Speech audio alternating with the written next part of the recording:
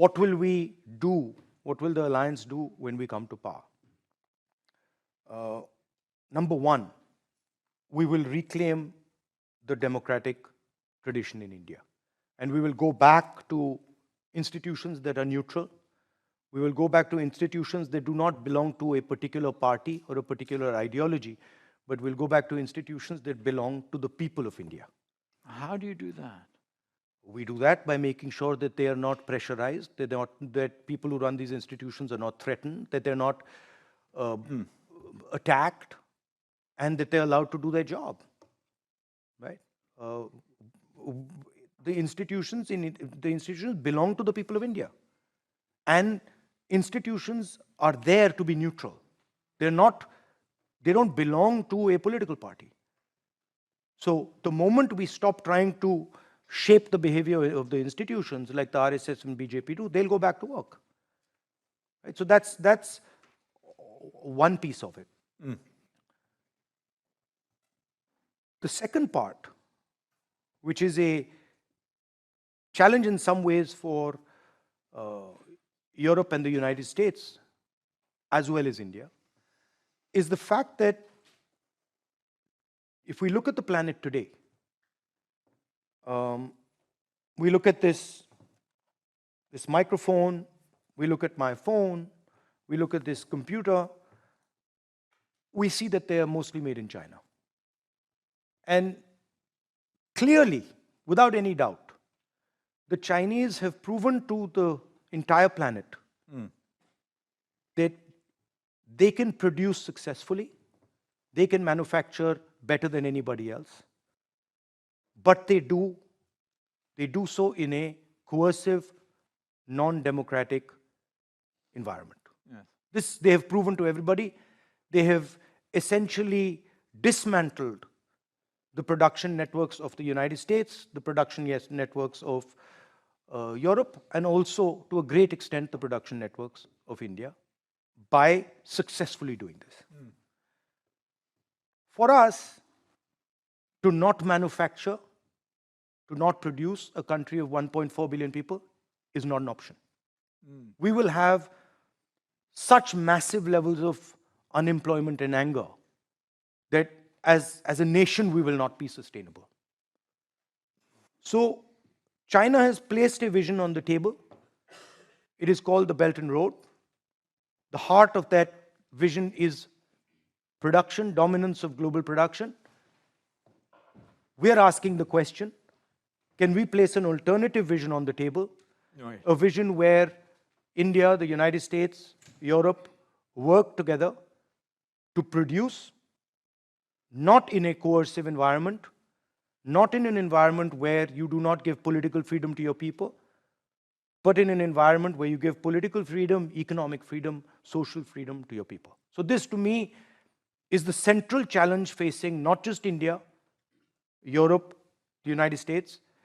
I think it will impact all the students in this room. If we are unsuccessful, I think the students in this room will find that their future will not be as bright as it should be. So that would be the centerpiece of the type of work that we would want to do. Now that has a number of components. Yeah. It requires infrastructure. It requires a different type of education system. It requires protection for our people.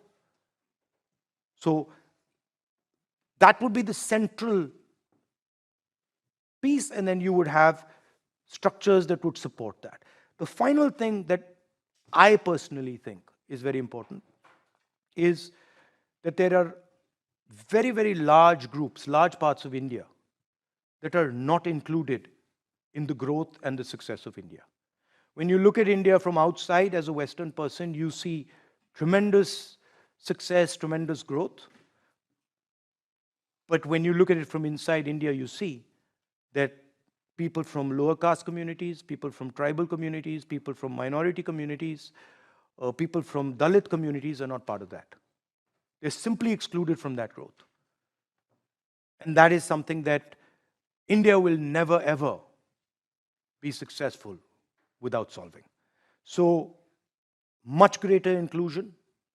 Inclusion not only in terms of economic growth, in terms of wealth, but in terms of social respect, in terms of protection. So that would be overall how we would think about it.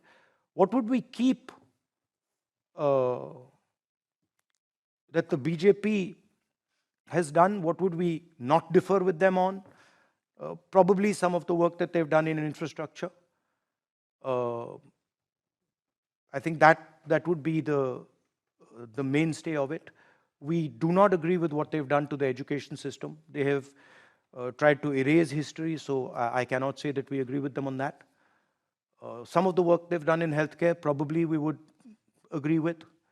The broad direction of our economy, the broad direction of our relationship with the United States, relationship with Europe, probably agree with, similar.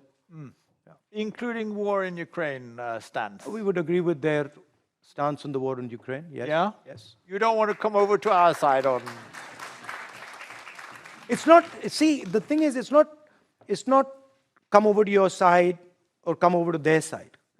We are completely against the violence and the pain that is being felt by the Ukrainian people and by the Russians who are dying in Ukraine. And we think it should stop as fast as possible. Okay? And we understand that in the 21st century, having a war in the middle of Europe is not a good idea, is dangerous for Europe, is dangerous for us, is dangerous for everybody. But as a large country, we have relationships with multiple people. We cannot ignore the fact that we have a relationship with the United States, we have a relationship with Europe, we have a relationship with Russia, we have a relationship with Iran. These are things that large countries, by their very nature, have to have. Right? And you can shape them, but you are also limited by them.